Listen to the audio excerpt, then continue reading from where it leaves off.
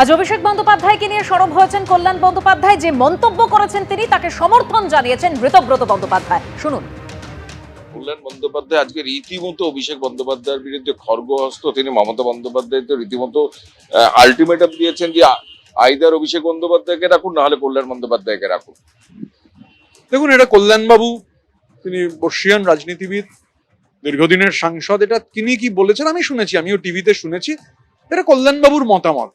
শুধু এটুকু বলতে পারি, আমরা অনেকেই কালেকটিভলি যে কথা বলছিলাম, এটা অন্তত দেখা যাচ্ছে যে কল্যাণবাবু অন্য সব বিষয়ে যাই বলুন, এই ব্যাপারে অন্তত আমরা যা বলেছি সেটাই হচ্ছে ফলো করছে, মানে সেটাকেই এন্ডোর্স করছেন। মানে আমার অন্তত যেটা মনে হয়েছে যে কল্যাণবাবু আর কি বলেছেন তার মধ্যে না গিয়ে অন্তত এই পয়েন্টে এক্স্যাক্টলি একটা বড় কালেকটিভ যে অভিমত নিয়ে চলছে, কল্যাণবাবু আজকে যা বলেছেন আশ্চর্য মিল রয়েছে। মতামত কিন্তু একই রকম। History repeats itself, first as a tragedy and then as a farce. তো যা হচ্ছে, সং আছে, গঠন নেই।